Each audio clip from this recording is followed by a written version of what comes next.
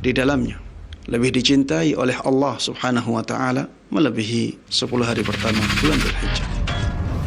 Saksikanlah kajian Islam ilmiah di Roja TV dan Radio Roja.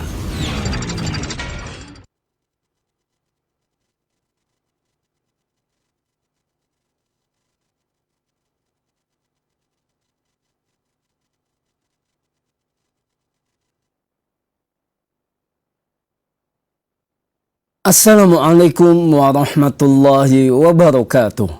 Alhamdulillah wassalatu wassalamu ala rasulillah wa ala alihi wa sahbihi wa mawala amma ba'du. Sahabat Roja dimanapun Anda berada, masih bersama dengan kami di saluran tilawah Al-Quran dan kajian Islam. Dan di kesempatan Senin pagi ini kembali kami akan hadirkan sebuah kajian ilmiah yang kami pancar luaskan dari kota Kudus bersama Ustaz Dr. Musyafa Ad-Darini Hafizallahu Ta'ala.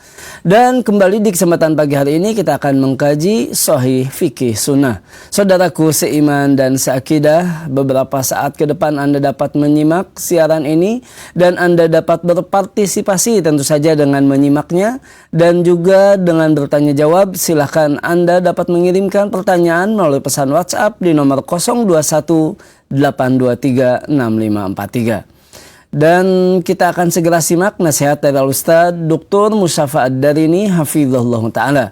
Kepada Ustaz, falyatafaddal mashkur. Bismillahirrahmanirrahim. Assalamualaikum warahmatullahi wabarakatuh. Alhamdulillahirabbil alamin. Wassalatu wassalamu ala ashrafil anbiya'i wa sayyidil mursalin Nabiina Muhammadin wa ala alihi wa sahbihi wa man tabi'ahum bi ihsanin ila yaumiddin.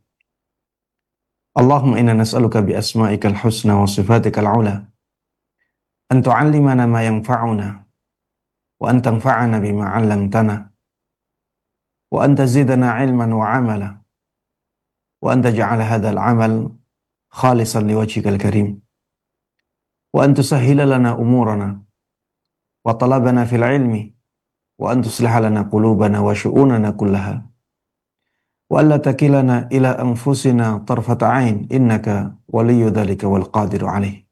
Para jemaah sekalian, kaum muslimin dan kaum muslimat, ikhwati wa akhwati fillah, khususnya para pemirsa Roja TV dan para pendengar Radio Roja yang semoga dimuliakan dan dirahmati oleh Allah Subhanahu wa taala. Alhamdulillah, segala puji terus kita panjatkan kepada Allah Subhanahu wa taala yang terus memberikan kepada kita nikmat-nikmatnya sehingga pada kesempatan yang berbahagia ini kita bisa bertemu kembali dalam program acara Sahih Fikih Sunnah yang insyaallah memberikan banyak manfaat untuk kita. Karena di dalamnya dibacakan ayat-ayat Al-Quran, hadis-hadis Nabi Sallallahu Alaihi Wasallam, dan perkataan para ulama yang menjelaskan ayat dan hadis-hadis itu. Di situ kita bisa memahami fikih-fikih atau hukum-hukum fikih yang berkaitan dengan amaliyah keseharian kita. Mudah-mudahan Allah Subhanahu wa taala memberkahi ilmu kita dan mudah-mudahan Allah Subhanahu wa taala memudahkan kepada kita semuanya untuk mengamalkannya dan menyebarkannya dengan baik dan mudah. Amin amin ya rabbal alamin. Tidak lupa salawat dan salam, keberkahan dan kenikmatan semoga selalu terlimpahkan dan tercurahkan kepada Nabi Agung Muhammad sallallahu alaihi wasallam. Begitu pula kepada seluruh keluarga beliau, seluruh sahabat beliau dan seluruh kaum muslimin yang mengikuti beliau dan para sahabatnya dengan baik hingga hari akhir nanti. Ikhwati wa akhwati fillah rahimani wa rahimakumullah. Pembahasan terakhir yang bisa kita bicarakan atau kita bahas bersama di pertemuan yang terakhir adalah tentang hal-hal yang berkaitan dengan para jamaah salat Jumat. Kita telah membahas tentang dianjurkannya mendekat kepada imam Kita juga telah membahas tentang dianjurkannya menghadapkan wajah kita kepada imam ketika sedang berkhutbah. Kita juga sudah membahas tentang wajibnya diam dan wajibnya diam dan tidak berbicara ketika imam sedang khutbah, ya. Jadi wajib diam dan haram berbicara ketika imam sedang berkhutbah. Dan ini pembahasan yang terakhir, ya. Wajibnya diam dan haramnya berbicara saat sedang berkhutbah, ya. Dikecualikan, nanti ada beberapa pengecualiannya untuk berbicara. Para jemaah sekalian rahiman rahimakumullah, karena seorang yang menghadiri sholat Jum'ah itu tidak dibolehkan untuk bicara, maka ketika dia ingin mengingatkan orang lain, maka dia boleh mengingatkan orang lain dengan isyarat, ya. Kalau misalnya ada temannya yang ngobrol, dia tidak boleh mengingatkan temannya tersebut dengan pembicaraan. Tidak boleh mengingatkan temannya tersebut dengan suara. Tapi dia bisa mengingatkan temannya itu dengan isyarat. Misalnya dengan isyarat seperti ini. Maksudnya jangan berbicara. Atau misalnya ada anak-anak yang ramai, ya, jangan dibiarkan. Karena ramainya anak tersebut akan mengganggu jamaah, juga akan mengganggu imam. Imam yang sedang berkhutbah kalau mendengar suara ramai, itu bisa terpecah konsentrasinya. Makanya kalau ada anak-anak ramai di masjid ketika imam sedang khutbah, maka harus diingatkan, ya. Ingatkanlah, tapi jangan dengan suara. Ingatkan dengan isyarat, ya. Kalau misalnya isyarat dengan tangan tidak mempan, bisa memberikan isyarat misalnya dengan alat, misalnya dengan kayu, ya, agar mereka takut. Atau dengan tongkat yang dia bawa misalnya, agar mereka diam, ya, dan suasana sholat Jum'ah bisa menjadi tenang, jamaah tidak terganggu, begitu pula imamnya. Kemudian para jamaah sekalian rahiman rahimakumullah, kalau misalnya ada orang yang datang, dia memberikan salam kepada kita, maka jangan menjawab salamnya dengan suara. Jawab dengan apa? Isyarat. Misalnya dengan tangan seperti ini. Ini isyarat yang bisa dimaknai jawaban terhadap salamnya orang yang memberikan salam kepada kita saat imam sedang berkhutbah. Kemudian para jemaah sekalian rahimana rahimakumullah, tadi disampaikan bahwa tidak boleh berbicara saat imam sedang berkhutbah. Karena kalau berbicara saat imam sedang khutbah, maka itu menjadikan dia terjatuh ke dalam tindakan sia-sia yang akan mengurangi pahala sholat Jum'ahnya. Bahkan disebutkan di dalam hadis yang lain, wa man lagha wa takhatta riqaban nas kanat lahu dhuhra. Barang siapa yang telah terjatuh ke dalam perbuatan sia-sia dan dia melangkahi pundak-pundak manusia, maka dia hanya mendapatkan pahala salat zuhur. Kanat lahu dhuhra, ya. Jadi Jum'ahnya menjadi zuhur. yakni naqasa ajruhu wa lam takun lahu jum'atan kamilah. Maksudnya adalah pahalanya berkurang dan salat Jum'ahnya tidak menjadi salat Jum'ah yang sempurna.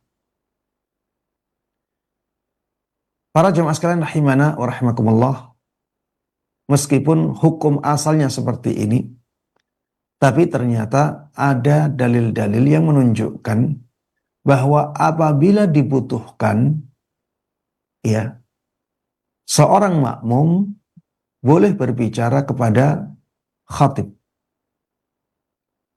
Jamaah boleh berbicara kepada imam yang sedang berkhutbah. Baik jamaahnya yang memulai atau imamnya yang memulai. Tapi dengan catatan ada kebutuhan yang mendesak.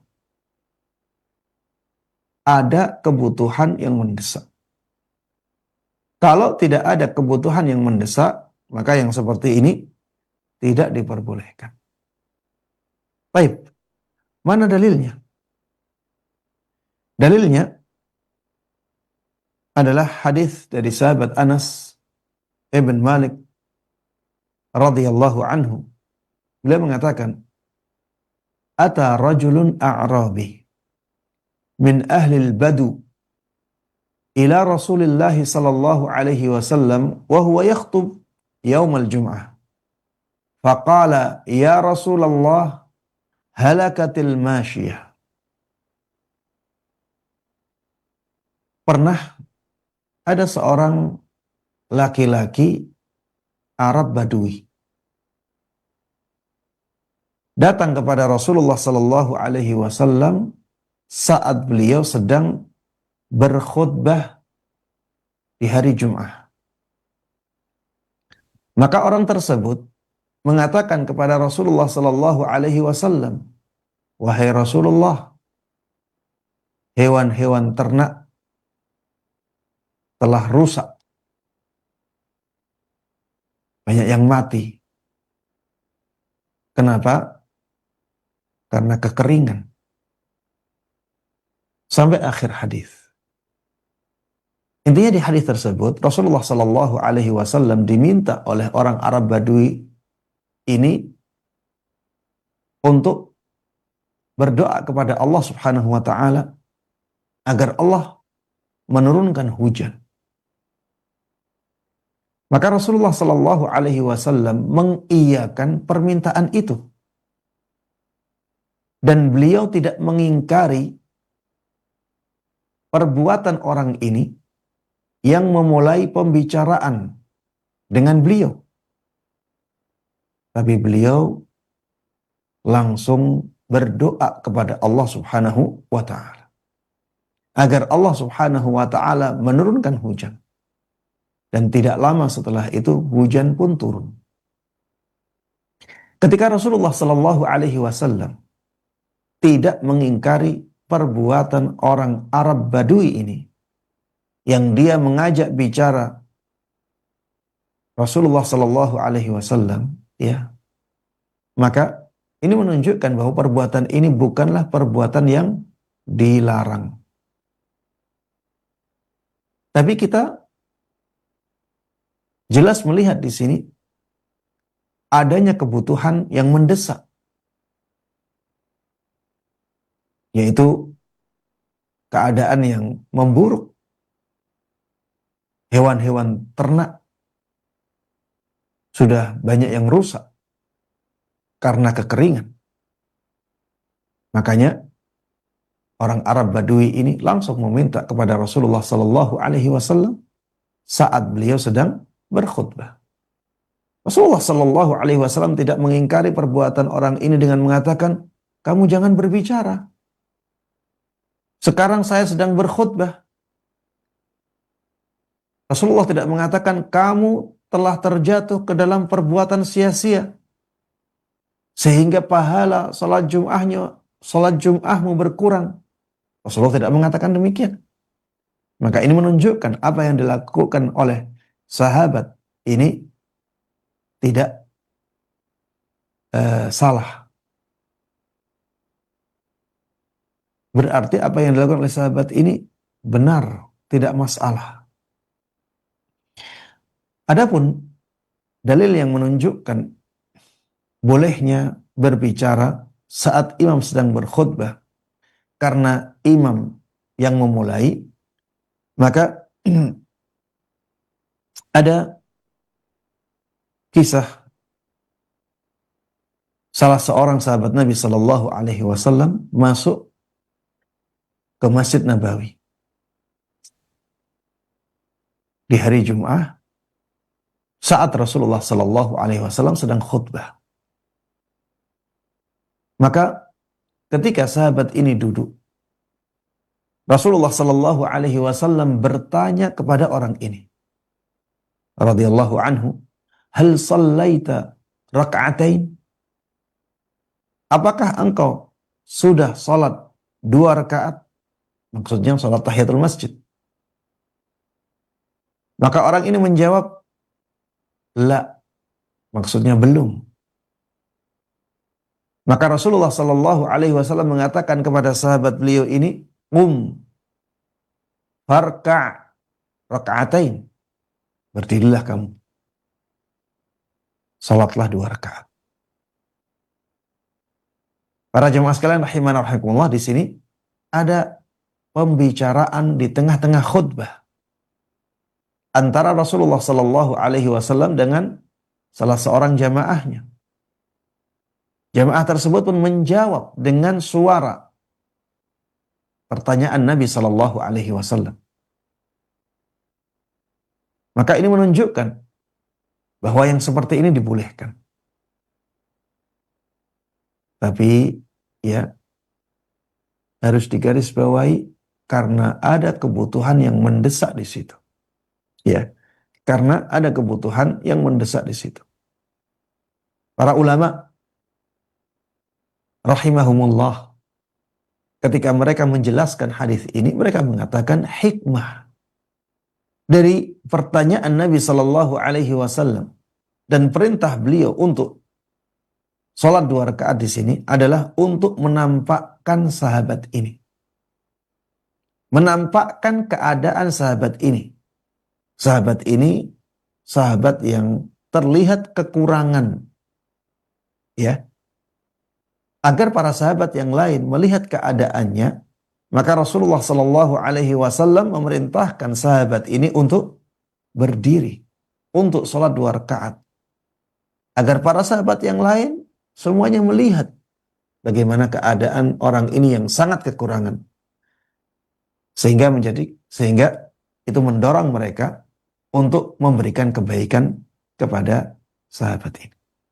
Ya, ini hikmah. Dan ini sangat dibutuhkan ketika itu. Makanya harus digarisbawahi di sini, bolehnya itu karena ada kebutuhan yang mendesak. Ketika tidak ada kebutuhan yang mendesak, maka yang seperti ini tidak dibolehkan, kembali kepada hukum asal. Para jemaah sekalian rahimana rahimakumullah, termasuk pembahasan yang penting dalam masalah ini adalah tidak bolehnya melangkahi pundak-pundak jamaah sholat Jum'ah. Tidak boleh melangkahi pundak-pundak jamaah sholat Jum'ah. Jadi kalau misalnya kita mendapati masjid sudah penuh, tidak ada ruang yang kosong di depan, maka jangan memaksakan diri untuk melangkahi pundak-pundak para jamaah. Kalau sudah penuh ya sudah, bersabar untuk duduk di luar atau bersabar untuk berdiri di luar. Kita tidak boleh ya melangkahi pundak-pundak para jamaah yang sudah duduk. Rasulullah Shallallahu Alaihi Wasallam dahulu pernah melarang sebagian sahabatnya yang melakukan seperti ini. Diriwayatkan dari sahabat Abdullah ibn Busr radhiyallahu anhu, beliau mengatakan, "Ja'a rajulun yatakhatta riqaban nas." Faqala Rasulullah sallallahu alaihi wasallam, "Ijlis, faqad adzait wa anait." Suatu ketika datanglah seorang laki-laki dan dia melewati punggung-punggung para jamaah. Melihat perbuatannya, maka Rasulullah sallallahu alaihi wasallam mengatakan kepadanya, "Ijlis, duduklah kamu. Faqad adzait, karena engkau telah mengganggu. Engkau telah menyakiti. Wa anait, dan engkau telah datang telat." Ya. Jadi melangkahi pundak-pundak jamaah itu mengganggu. Mengganggu ketenangan hati. Itu menyakiti hati seseorang. Itu tindakan yang bertentangan dengan nilai penghormatan kepada orang lain. Itu tindakan meremehkan orang. Ya, bagaimana orang sedang duduk, ya, kemudian tidak ada celah, sudah rapat, tiba-tiba ada orang yang melangkahi pundaknya, kakinya bisa lebih tinggi dari kepalanya dia, atau paling tidak sejajar dengan kepala dia. Ini tindakan yang sangat tidak menghormati orang lain. Makanya yang seperti ini, ya, dilarang oleh Nabi kita Muhammad sallallahu alaihi wasallam. Kemudian di dalam hadis yang tadi telah disebutkan, "Wa man lagha wa takhatta riqaban nas kanat lahu dhuhra." Barang siapa yang terjatuh ke dalam perbuatan sia-sia dan melangkahi pundak-pundak manusia, maka sholat Jum'ahnya menjadi sholat zuhur bagi dia. Maksudnya pahalanya jauh berkurang.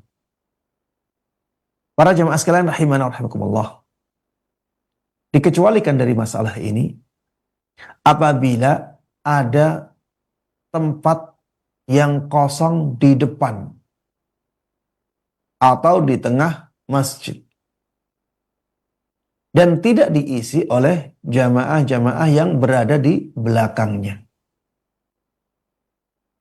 Maka dibolehkan untuk melangkahi pundak-pundak para jamaah untuk mencapai tempat tersebut. Kenapa menjadi dibolehkan? Karena para jamaah telah melakukan kesalahan. Harusnya mereka mengisi tempat itu. Karena ada di depan mereka. Mereka melihatnya. Kenapa tidak diisi? Itu tindakan kesalahan. Makanya menjadikan orang yang datang belakangan dibolehkan untuk mengisi tempat tersebut walaupun dengan melangkahi pundak-pundak para jamaah yang berada di belakang. Namun demikian para jamaah sekalian rahimani wa rahimakumullah, sebaiknya ketika kita akan melangkahi pundak-pundak para jamaah itu, kita meminta izin dulu atau memberikan isyarat agar mereka membuka jalan, sehingga kita tidak perlu melangkahi pundak-pundak para jamaah yang sudah datang dahulu. Dan insya Allah ya, apabila kita menggunakan cara yang baik, ya, cara yang lembut, cara yang mulia, maka mereka akan menerima. Mereka akan membuka jalan sehingga kita tidak perlu melangkahi pundak-pundak mereka, yang tentunya hal tersebut ya kurang beradab, apalagi di budaya masyarakat kita yang sangat menjunjung tinggi nilai akhlak yang mulia. Para jamaah sekalian rahimana wa rahimakumullah, termasuk di antara yang tidak dibolehkan untuk para jamaah di sholat Jum'ah mereka atau di majelis khutbah sholat Jum'ah adalah memisahkan dua orang dari jamaah. Tidak boleh kita ya memisahkan dua jamaah yang sudah duduk berdekatan atau berdempetan. Apalagi memerintahkan kepada jamaah untuk berpindah ke tempat lain, kemudian kita mengisi tempat itu. Ini lebih tidak dibolehkan lagi. Walaupun yang diperintahkan untuk berpindah adalah anak kecil. Ya. Walaupun yang diperintahkan untuk berpindah adalah anak kecil. Kenapa? Ya karena itu perbuatan kezaliman. Orang yang sudah datang ke masjid lebih dahulu, maka dia yang paling berhak dengan tempat itu. Walaupun yang datang adalah anak kecil dan dia sudah menempati tempat di salah satu ruang masjid, maka dia yang paling berhak dengan tempat itu. Maka ketika kita datang, kemudian memerintahkan kepada dia untuk meninggalkan tempat itu, kemudian kita isi, ini tindakan kezaliman. Ya, tidak boleh kita melakukan yang demikian. Para jamaah sekalian rahimana wa rahimakumullah, ada hadis dari sahabat Jabir ibn Abdullah radhiyallahu anhuma bahwa Nabi Shallallahu alaihi wasallam pernah bersabda, la yuqimanna ahadukum akhahu yaumal jum'ah.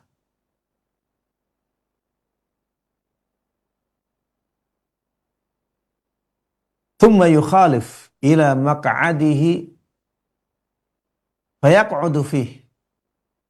Walakin yaqul afsihu. Atau ifsahu. Jangan sampai salah seorang dari kalian memerintahkan temannya untuk berdiri pada hari Jum'ah.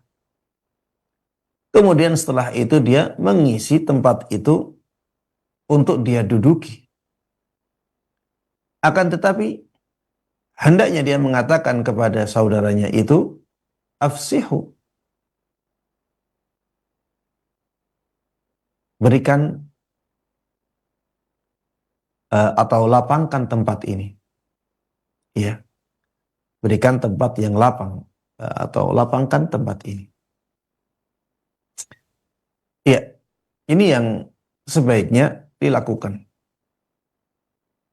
Jangan memerintahkan orang untuk meninggalkan tempatnya.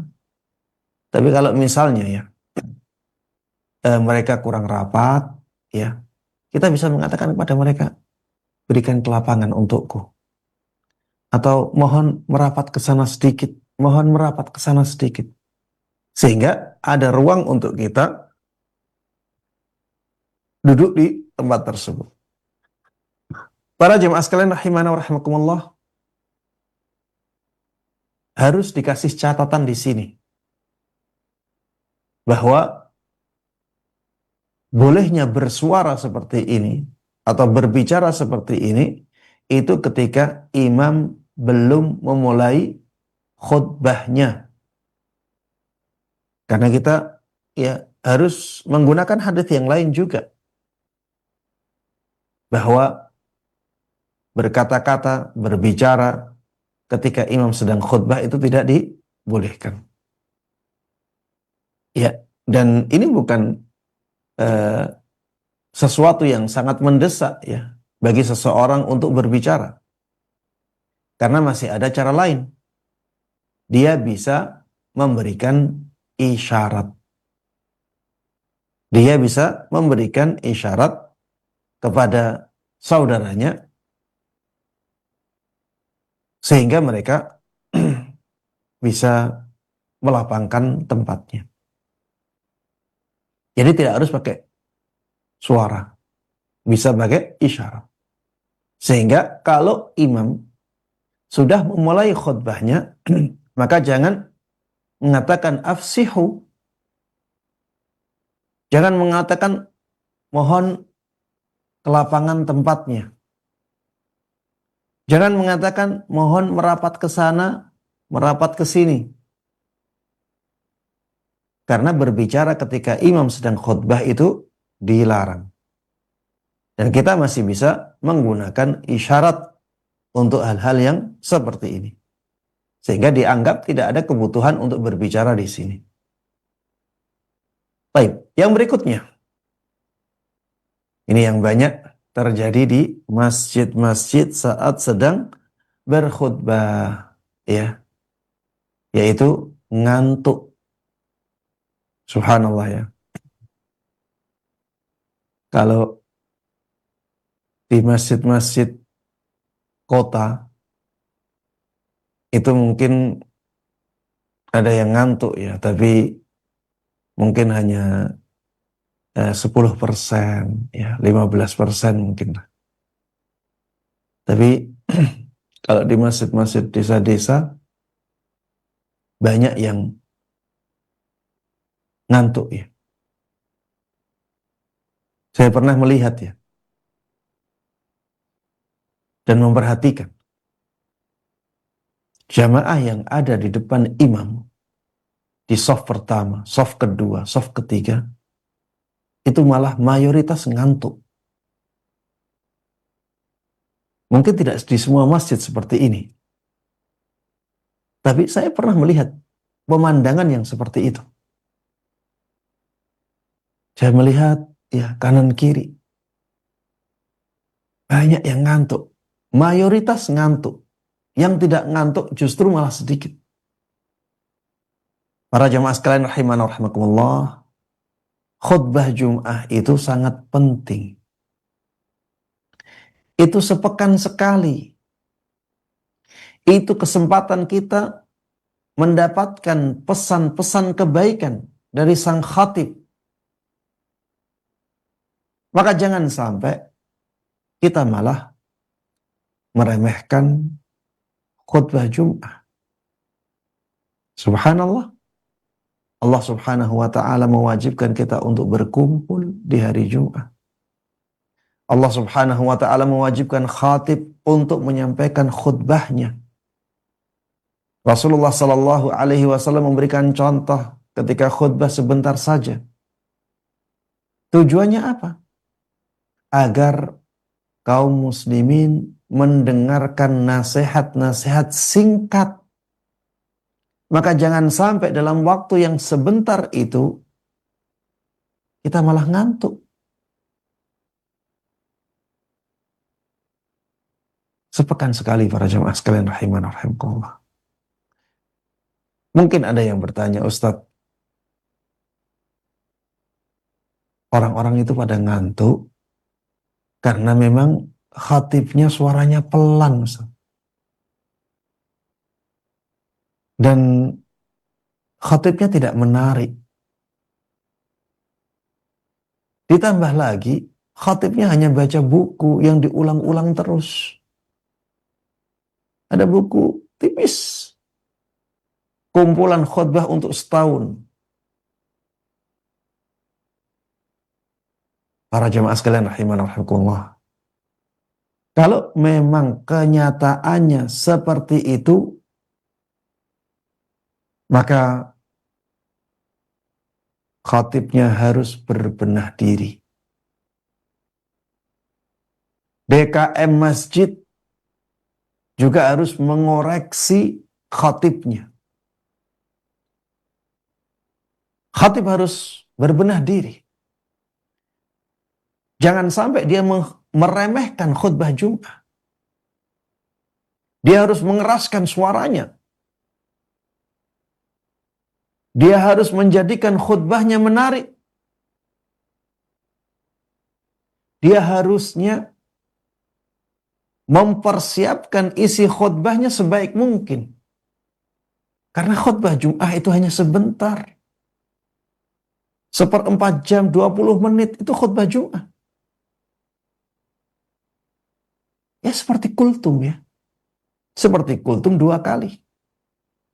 Ada khutbah pertama, ada khutbah kedua. Khutbah Jumat itu ringkas, padat, tidak bertele-tele.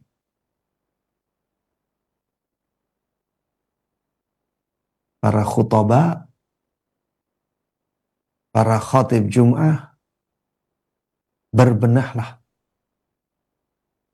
Salat Jumat adalah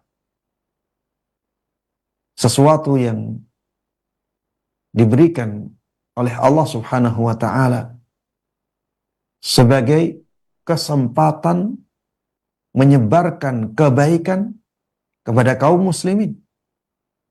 Agar kaum muslimin itu bisa diingatkan minimal sepekan sekali. Maka jangan sampai kita sia-siakan kesempatan itu. Subhanallah. Sampai Rasulullah Sallallahu Alaihi Wasallam melarang para makmum untuk mengatakan ansit kepada saudaranya. Ansit, diamlah. Mengatakan diamlah saja dilarang. Untuk apa? Tujuannya agar para jamaah itu mendengarkan khutbah. Khutbah itu sangat sakral para jamaah sekalian rahimana wa rahimakumullah. Maka para khatib, jangan sampai kita meremehkan khutbah Jumat. Ayo jadikan khutbah kita khutbah yang berbobot. Khutbah yang bisa diambil manfaatnya oleh kaum muslimin. Sehingga khutbah kita itu benar-benar berkah. Ini kalau memang kesalahan ada pada khatib. Ya, suaranya pelan, maka dia harus mengeraskan suaranya. Khutbahnya tidak menarik, maka dia harus berusaha untuk menjadikan khutbahnya menarik. Isinya tidak berbobot, hanya pengulangan-pengulangan, bahkan hadis-hadis lemah, hadis-hadis yang palsu disampaikan. Maka harus diganti kontennya, jadikan konten yang menarik, konten yang berbobot, konten yang dibutuhkan oleh kaum muslimin. Kalau misalnya khatibnya tidak bisa dikoreksi, sudah diingatkan masih seperti itu terus, maka pihak DKM sebaiknya mengganti khatib yang seperti itu. Alhamdulillah, banyak kebaikan yang masih ada di kaum muslimin. Di sana ada kader-kader yang mumpuni ilmunya, yang masih mau memanfaatkan khutbah Jumat dengan sebaik mungkin untuk menyebarkan kebaikan di tengah-tengah kaum muslimin. Kalau tidak diganti, maka akhirnya khatib yang tidak mau berkembang, tidak mau berbenah diri, akan tenang-tenang saja. Beda kalau misalnya ada khatib yang diganti karena tidak mau berbenah diri, maka khatib-khatib yang lain pun akan terpacu untuk berbenah diri dan menjadikan khutbahnya menarik, sehingga apa? Makmumnya tidak banyak yang ngantuk. Para jamaah sekalian rahimana wa rahimakumullah, kalau kesalahan tidak pada khatib, maka bagaimana solusinya untuk para makmum ini?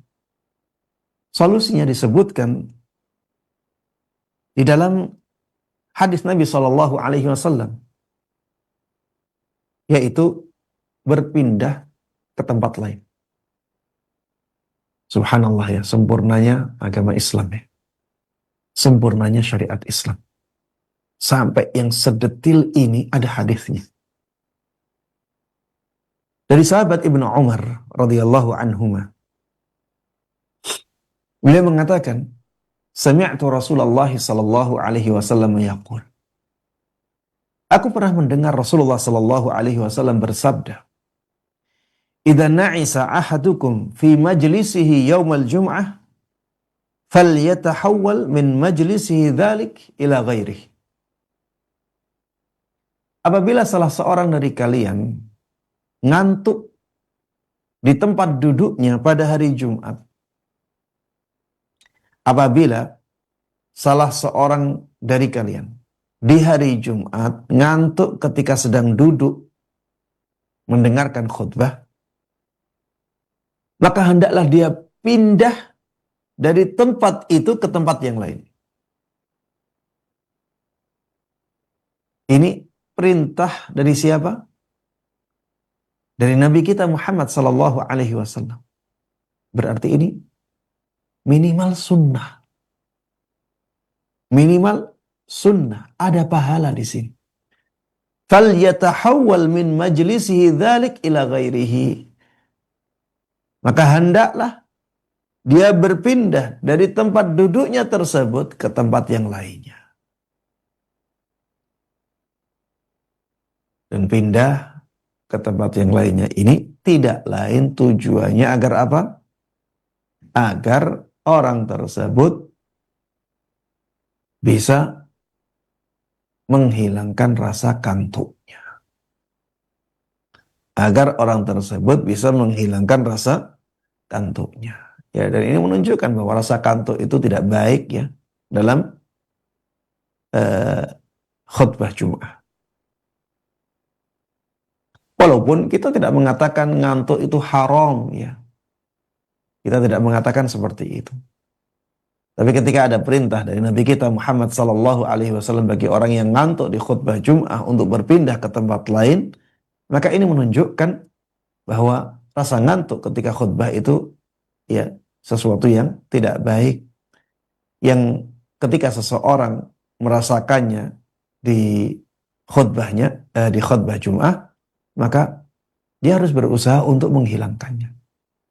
Dia harus berusaha untuk menghilangkannya. Di antara caranya adalah dengan berpindah ke tempat lain. Ini yang disebutkan oleh Nabi kita Muhammad sallallahu alaihi wasallam. Kemudian yang terakhir para jemaah sekalian rahimanallah yang kita bahas, yang bisa kita bahas pada kesempatan kali ini adalah masalah duduk dengan cara ihtiba. Ini mungkin jarang disampaikan. Apakah boleh duduk dengan cara ihtiba saat sedang khutbah Jum'ah? Mungkin banyak yang belum tahu istilah ihtiba ini. Apa yang dimaksud dengan ihtiba? Ihtiba adalah posisi duduk dengan merangkul lutut, baik dengan tali ataupun dengan tangan. Jadi bentuk duduk ini seperti memeluk lutut sambil menegakkan punggung. Lebih jelasnya lagi, duduk dengan cara ihtiba adalah duduk dengan posisi menegakkan paha dan betis dengan lutut ditekuk ke dada. Lalu kedua tangan merangkul lutut. Atau dengan menggunakan tali. Ya, Jadi tali diikat. Jadi kita duduk, ya. Jadi posisi kita duduk, kemudian kita mendekatkan lutut kita ke dada kita. Mendekatkan lutut kita ke dada kita. Jadi harus ditekuk kakinya. Kemudian kita rangkul lutut kita. Merangkul lutut ini bisa dengan tangan, bisa dengan kain, ya. Ada atau tali, ya. Kalau kita menggunakan tali, tangan kita sudah nggak usah merangkul, karena tali itu sudah berfungsi sebagai sesuatu yang bisa merangkul lutut kita, sehingga lutut kita tidak turun, ya, karena ada talinya. Kalau tidak ada tali, berarti pakai tangan. Kita rangkul tangan kita. Kita rangkul lutut kita dengan tangan kita. Inilah duduk dengan cara ihtiba, ya. Ini posisi duduk ihtiba. Para jemaah sekalian rahimana rahimakumullah, mayoritas ulama mengatakan bahwa duduk dengan cara ihtiba saat sholat Jum'ah itu dimakruhkan. Makruh, dibenci. Harusnya kita tinggalkan. Kenapa demikian? Karena ada hadis Nabi Shallallahu Alaihi Wasallam, walaupun hadisnya diperselisihkan, ya. Dan yang lebih kuat hadis ini lemah. Tapi tadi, ya, mayoritas ulama berpendapat bahwa duduk ihtiba itu makruh. Ya, mereka melihat hadis ini dari sahabat Mu'adz ibn Anas, dari Mu'adz ibn Anas dari ayahnya, bahwa Nabi Shallallahu Alaihi Wasallam naha anil habwati yaumal jum'ah wal imamu yakhtub. Nabi Shallallahu Alaihi Wasallam melarang duduk dengan cara ihtiba pada hari Jumat ketika imam sedang khutbah. Ketika menjelaskan hadis ini, para ulama banyak yang menyampaikan kenapa Rasulullah Shallallahu Alaihi Wasallam melarangnya. Di antara alasannya karena duduk seperti ini membuat orang mudah mengantuk. Alasan yang kedua, karena duduk seperti ini bisa membatalkan wudhu tanpa disadari. Ya, terutama ketika dalam keadaan ngantuk, ya. Ketika dalam keadaan ngantuk, maka kemungkinan batal wudhu akan besar. Karena mohon maaf, ya, ketika itu pantat tidak menutup, mohon maaf, ya, lubang yang bagian belakang. Jadi lubang yang bagian belakang, akhirnya ketika paha ditegakkan, dalam keadaan duduk paha ditegakkan, ya, untuk mendekatkan lutut ke dada, maka akhirnya mohon maaf, ya, lubang yang bagian belakang tidak tertutup, terbuka. Dan ketika seorang ngantuk, maka kemungkinan angin keluar dari lubang bagian belakang itu besar. Dan bisa jadi hal itu terjadi tanpa dia sadari, karena dalam keadaan ngantuk. Kemudian hal ini juga menjadikan seseorang lengah dari mendengarkan khutbah. Kalau misalnya, ya, apa yang disampaikan oleh para ulama ini benar, ya, hikmah-hikmah ini, atau memang hal ini terjadi banyak, maka pendapat yang mengatakan bahwa duduk seperti ini itu makruh menjadi semakin kuat. Karena akan mengantarkan seseorang pada hal-hal yang seperti ini. Para jamaah sekalian rahimana wa rahimakumullah, walaupun hadisnya lemah, kalau memang duduk seperti itu mengganggu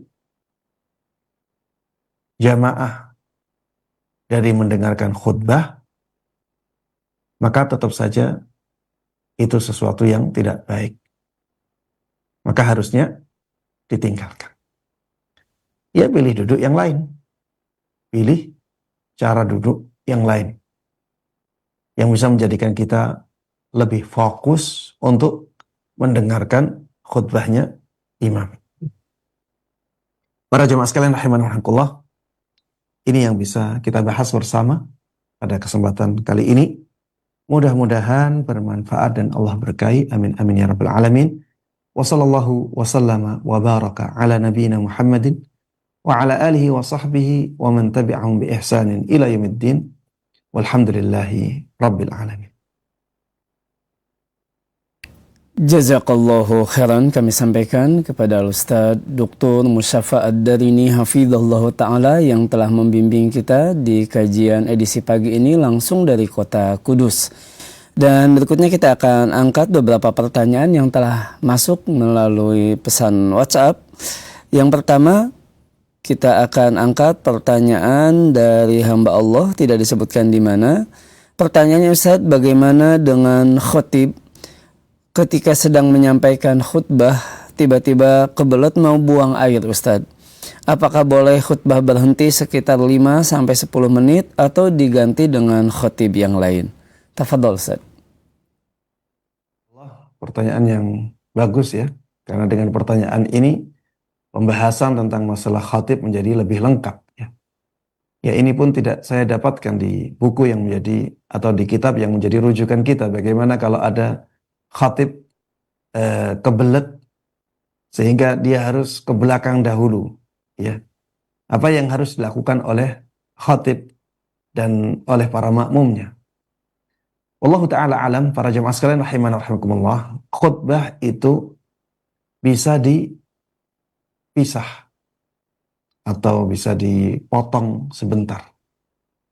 Khutbah itu bisa dipotong sebentar apabila ada kebutuhan yang mendesak. Sehingga kalau misalnya sang khatib kebelet untuk ke belakang, maka dia boleh untuk ke belakang dahulu, menghentikan khutbahnya untuk sementara waktu. Kemudian setelah itu dia kembali meneruskan khutbahnya. Apa dalil yang menunjukkan hal ini? Dalil yang menunjukkan hal ini di antaranya adalah hadis-hadis yang kita sebutkan tadi. Rasulullah Shallallahu Alaihi Wasallam mengajak bicara salah seorang sahabatnya yang langsung duduk. Beliau mengatakan, hal sallaita? Kemudian sahabat tersebut mengatakan, la. Kemudian Rasulullah Sallallahu Alaihi Wasallam mengatakan, qum fasalli rak'atain. Dia mengatakan, kalau begitu berdiri, salat 2 rakaat dulu. Ini jelas memisah khutbah. Walaupun pemisahan ini pemisahan yang sebentar, tapi itu tindakan memisah khutbah, tindakan memotong khutbah. Kemudian hadis tadi, ada salah seorang sahabat Nabi Shallallahu Alaihi Wasallam yang telat, kemudian melangkahi pundak-pundak para jamaah. Rasulullah Shallallahu Alaihi Wasallam memotong khutbahnya dengan mengatakan, ijlis, faqad adzait wa anait. Duduklah kamu. Kamu telah mengganggu.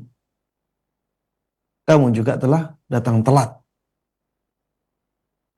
Kemudian hadis yang sebelumnya pernah kita baca. Rasulullah Shallallahu Alaihi Wasallam sedang khutbah Jum'ah, melihat ada salah satu cucunya datang. salah satu cucu atau dua cucunya. Intinya ada cucunya yang datang. Kemudian Rasulullah Sallallahu Alaihi Wasallam tidak sabar melihat cucunya tersebut. Kemudian beliau turun dari mimbarnya dan mengambil cucunya itu. Di tengah-tengah beliau sedang khutbah. Kemudian meneruskan khutbahnya. Ya seperti ini tidak ada masalah. Kemudian tadi hadis juga disebutkan datang seorang Arab Badui. Kemudian Arab Badui ini meminta kepada Rasulullah Sallallahu Alaihi Wasallam untuk berdoa kepada Allah agar Allah menurunkan hujan. Rasulullah Sallallahu Alaihi Wasallam mengiyakan permintaan itu. Ya ini dalil-dalil yang banyak ya, yang menunjukkan bahwa memotong khutbah untuk sementara waktu karena adanya kebutuhan itu dibolehkan. Kalau tidak salah ya yang sebelumnya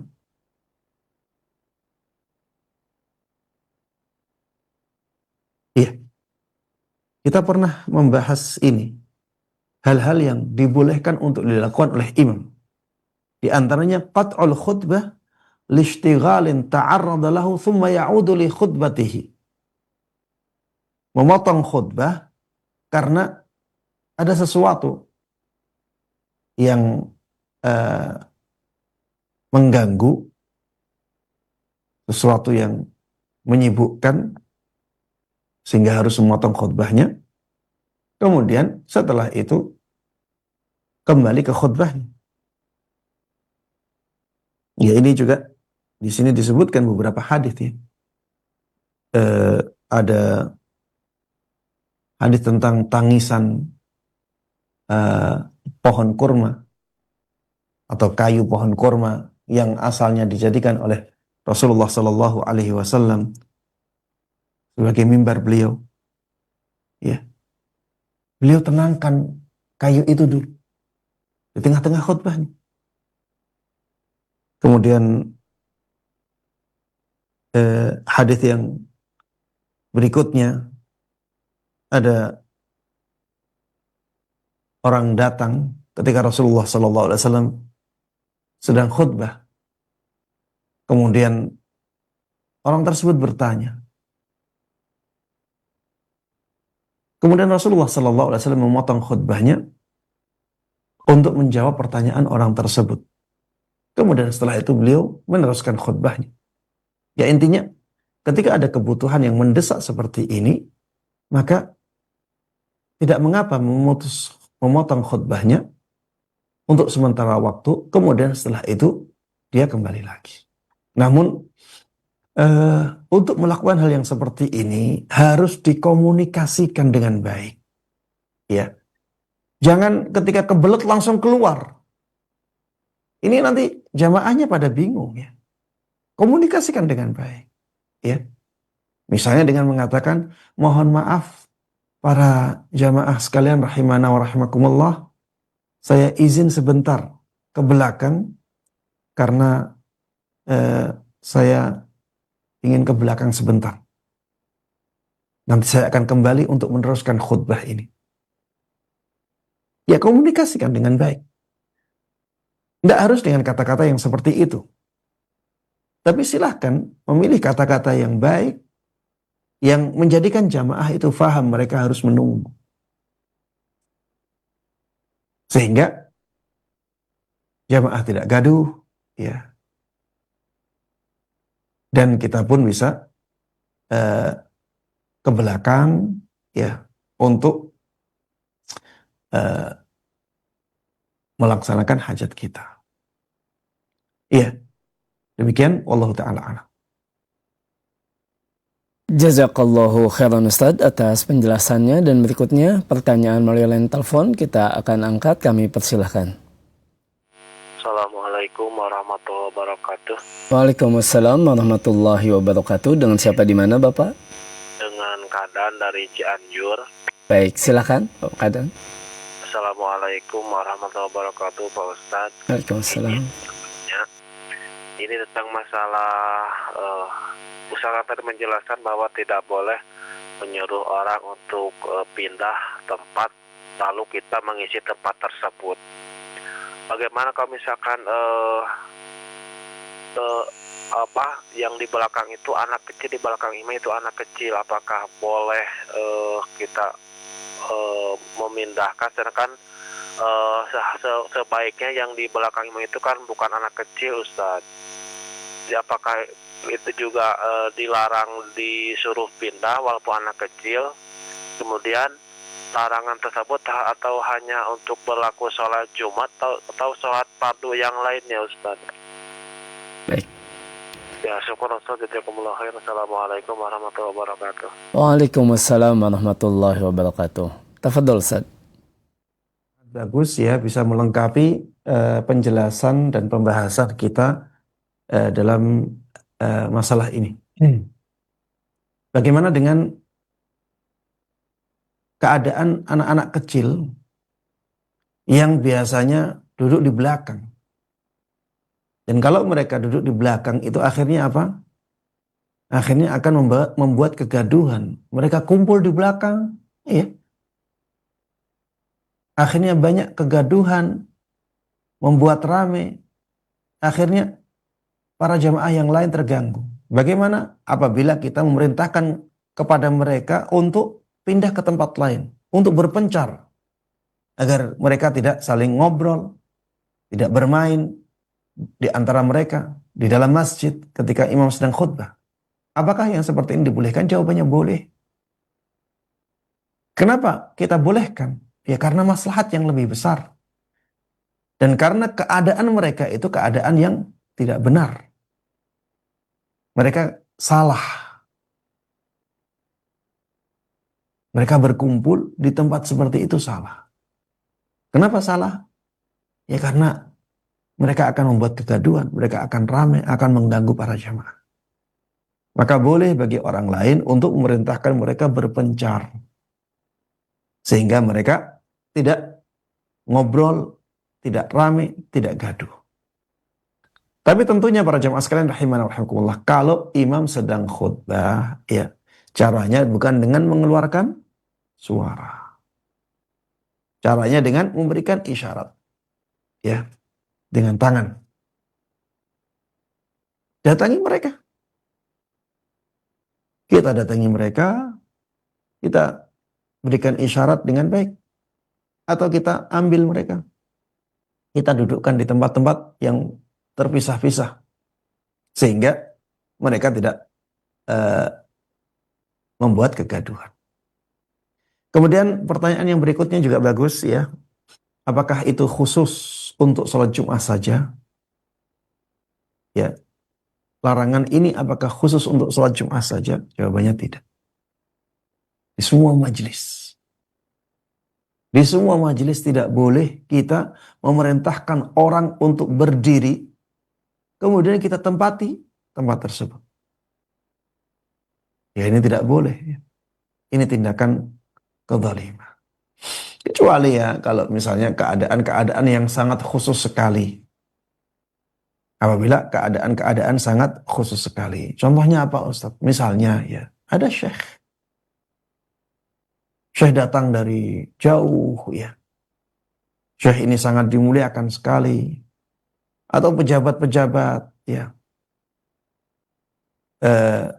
Biasanya mereka sudah ada tempat tertentu. Tempatnya ditempati orang. Ini keadaan yang sangat khusus seperti ini. Maka boleh ya bagi orang yang membawa syekh tersebut atau mengantarkannya untuk meminta kepada orang yang berada di sana, di suatu tempat di misalnya dekat imam, untuk bergeser. Untuk memberikan penghormatan kepada syekh ini. Untuk memberikan penghormatan kepada tamu kehormatan ini. Tapi ini keadaan yang sangat khusus sekali. Dan itu pun kalau misalnya ya orang ini tidak berada di tempat yang tertulis ini tempat imam, ini tempat khatib, ini tempat muadzin, atau ditulisi ya biasa kalau ada tamu-tamu undangan khusus ya ada tempat-tempat yang sudah disediakan. Seperti itu, wallahu taala alam, ana melihat dibolehkan ya, karena maslahatnya lebih besar dan tidak ada larangan khusus dalam masalah ini. Kalau misalnya tidak ada tulisan-tulisan seperti itu, kemudian orang yang diperintahkan untuk berpindah tidak mau berpindah, ana melihat dia berhak. Dia berhak untuk tidak berpindah. Dan tamu kehormatan tersebut bisa memilih tempat yang lain yang orangnya mau berpindah. Karena memang masjid itu hakun mushtarak ya. Jadi tempat di masjid itu haknya banyak orang. Kalau sudah diambil oleh orang tertentu, maka tidak ada hak bagi orang lain untuk mengambil tempat itu. Ini pada hukum asalnya seperti itu. Ya, hukum asalnya seperti itu. Kalau kita ya, harus memerintahkan seseorang untuk berpindah dari tempatnya, maka ini harus ada alasan yang kuat. Ya, kalau tidak ada alasan yang kuat, maka pada asalnya tidak dibolehkan. Alasan yang kuat ya banyak. Ya, seperti misalnya di tempat itu tempat yang berbahaya. Misalnya ada kerusakan di atap masjid. Kalau ada orang yang duduk di tempat itu, maka dikhawatirkan nanti dia kejatuhan sesuatu dari atap masjid. Jamaahnya nggak tahu. Sudah duduk di situ. Kemudian DKM masjid mengatakan, nggak boleh duduk di situ. Itu berbahaya. Akhirnya dia memerintahkan untuk berpindah ke tempat lain. Ya ini alasan yang sangat kuat ya untuk memerintahkan orang lain berpindah dari tempatnya. Ya demikian para jamaah sekalian rahimanallah, akhir dari kajian kita pada kesempatan kali ini. Mudah-mudahan bermanfaat dan Allah berkahi, dan mudah-mudahan Allah subhanahu wa ta'ala memberikan taufiknya kepada kita semuanya untuk bisa mengamalkan dan menyebarkan semua ilmu yang sampai kepada kita dengan baik dan mudah. Amin amin ya rabbal alamin. Wa sallallahu wa sallama wa baraka ala nabiyyina Muhammadin wa ala alihi wa sahbihi wa man tabi'ahum bi ihsanin ila yaumiddin. Wa subhanakallahumma wa bihamdika asyhadu an la ilaha illa anta astaghfiruka wa atubu ilaik. Assalamualaikum warahmatullahi wabarakatuh. Waalaikumsalam warahmatullahi wabarakatuh. Kami ucapkan jazakallahu khairan kepada Ustaz Dr. Musyafa Ad-Darini hafizallahu taala,